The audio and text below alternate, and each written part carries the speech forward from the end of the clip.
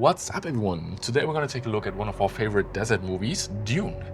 As always, we're just going to take a look on cinematography, how they lit the whole thing, and we just have this little game where we guess what they might have used behind the scenes. I'm still a bit sick, so sorry if I'm not as energetic today. I hope it's still fine, and without further ado, let's just jump right into it. This first scene is playing in this little sandstone building that they are sitting in.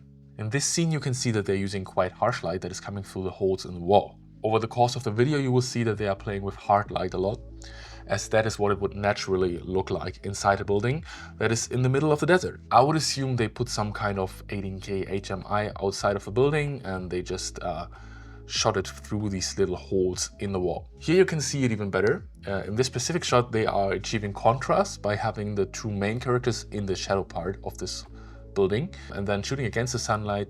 One of the most interesting things of what I found so far is this softbox in the same building.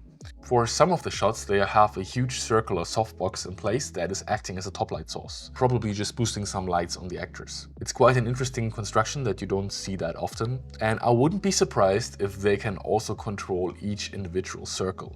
You can also see this little circle in the middle, which is actually quite hard light. It's not that soft. It seems like they also use something similar in this shot, which looks like it could be the same top light construction, but with the inner circle on full power, plus some haze in the room. Another example of the hard light spotlight approach shooting through some windows is this one, where you can see the main character getting a very specific spotlight on the front of his body and face. Same with this one, or with this one, which has a light source coming from the back of the actor's head, making it look extremely dramatic. Again, very likely an HMI outside of this whole building. One thing that seems to confirm my thesis is this behind the scenes photo, which shows a spaceship or an aircraft with a simple ARRI HMI outside of the window. And in this shot, you can see that the pilot inside gets these sunbeams on himself, and they just made sure that it's not hitting his face with some flags probably, or just with the angle of the light. And yeah, you have contrast again. Cinematography is a lot about contrast. It's about having dark and bright areas in your image, and that's why they just decided that it would look better if the light is not really hitting his face as well. Inside the buildings, they are usually softening the light up with different diffusion frames, whether it's in this shot or in this shot, where they additionally use small spotlights to simulate light coming through the small holes in the roof. At certain times, they are also not scared to use the top light only approach, which I'm usually a huge fan of. This looks like one or two Titan tubes as the main light source here, just above the head of the actors, which just emulates the sun getting into the cave.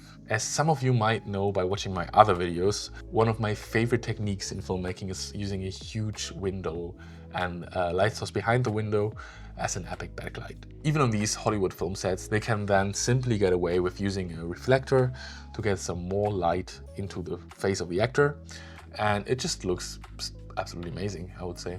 But let's take a look at the house Harkonnen scenes. The colors here shift completely to silver, white and black, and it's almost exclusively top lit. In this set, or in this room for example, they have a long but thin softbox in place, giving this incredible design space a super contrasty look. Again, it's about contrast. And funny enough, even the practical light in the background looks like it costs at least 20K in production.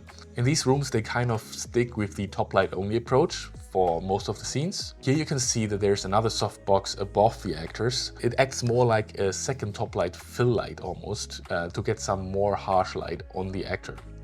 And the actor is probably running underneath it at some point. Another interesting lighting setup is this one from one of the same rooms.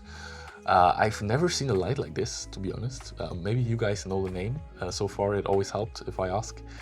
But it's essentially just shot through a layer of diffusion, and it's flagged on the left side to make sure the actors are not hit too frontally by it, because this seems to be more of an edge light / key light for the woman coming from the right side of the frame. This right here is either a reflector or also a diffusion frame, depending on where the actual light is placed. I'm not sure, maybe the reflector, or what appears to be a reflector on the bottom right, is not actually a reflector but a light that is shooting through this diffusion frame. But yeah, this one from this angle I cannot really tell.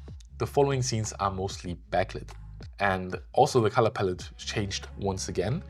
It is more like black and orange now. In almost all of these shots we will see now that they have a huge orange backlight in place, paired with a lot of haze. like a lot.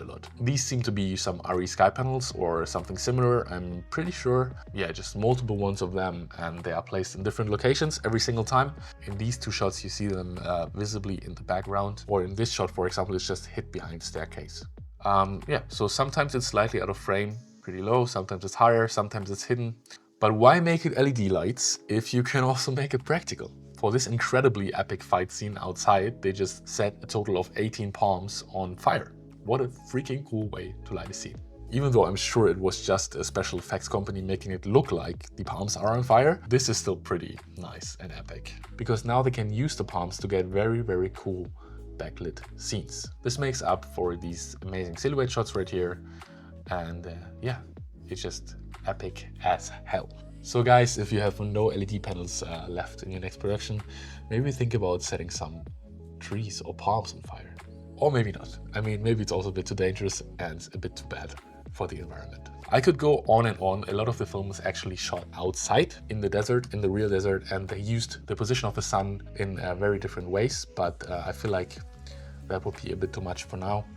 I really hope you enjoyed this video. Please subscribe to this YouTube channel. That would mean the absolute world to me. And see you next time.